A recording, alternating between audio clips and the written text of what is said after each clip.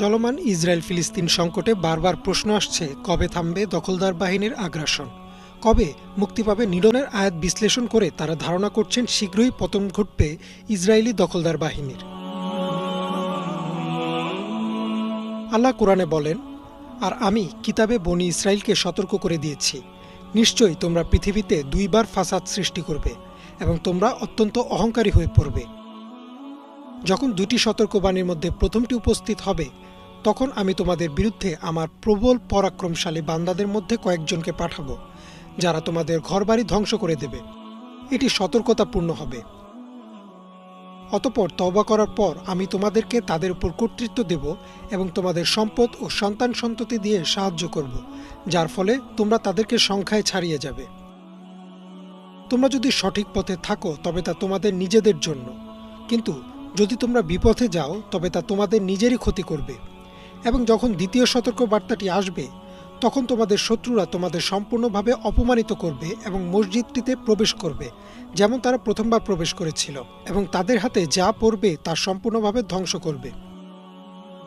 হয়তো তোমাদের প্রতিপালক তোমাদের প্রতি দয়া করবেন যদি তোমরা অনুতপ্ত হও, কিন্তু যদি তোমরা পাপের দিকে ফিরে যাও তবে আমিও শাস্তির দিকে ফিরে যাব, আর আমি জাহান্নামকে অবিশ্বাসীদের জন্য চিরস্থায়ী আবাস বানিয়েছি। সূরা বনী ইসরাইলের এই আয়াতগুলো থেকে বোঝা যায়, ইসরায়েলি জাতি দুইবার পৃথিবীর বুকে ফাসাদ সৃষ্টি করবে।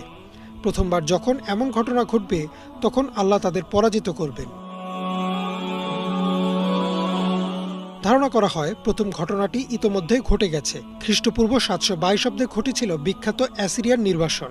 অ্যাসিরিয়ান নির্বাসন হল প্রাচীন ইসরায়েল এবং জুডাহের ইতিহাসের সেই সময়কাল যেখানে ইসরায়েলের সাম্রাজ্য থেকে কয়েক হাজার ইসরায়েলিকে নিও অ্যাসিরিয়ান সাম্রাজ্য জোরপূর্বক স্থানান্তরিত করেছিল।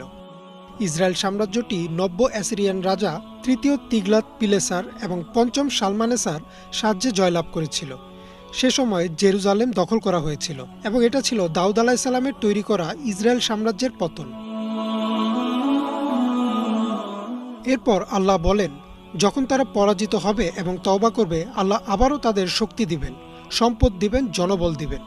এবং ইসরায়েলের প্রথম সাম্রাজ্যের পতনের পর এই প্রথম বর্তমান সময়ে এসে ইসরায়েলিরা রাজনৈতিক, অর্থনৈতিক ও মানব সম্পদের দিক থেকে এতটা শক্ত অবস্থানে এসেছে এবং তারা আবারও ফাসাদ সৃষ্টি করছে।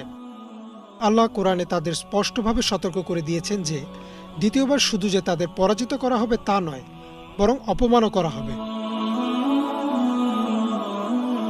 আরও একটি উল্লেখযোগ্য বিষয় হচ্ছে, আল্লাহ বলেন, মসজিদটিতে প্রবেশ করবে যেমন তারা প্রথমবার প্রবেশ করেছিল। এখানে মসজিদটি হচ্ছে মসজিদুল আকসা, আর এমন একদল মানুষ মসজিদুল আকসা বিজয় করবে যারা ইতোমধ্যে একবার বিজয় করেছে।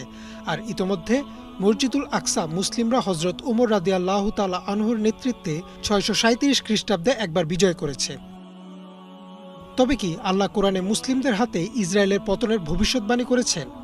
বর্তমান বিশ্বের অবস্থা অনুযায়ী অনেক মুসলিম আলেম এই ধারণার পক্ষে রয়েছেন, তবে এমনটি আসলেও হবে কিনা তা একমাত্র আল্লাহ ভালো জানেন।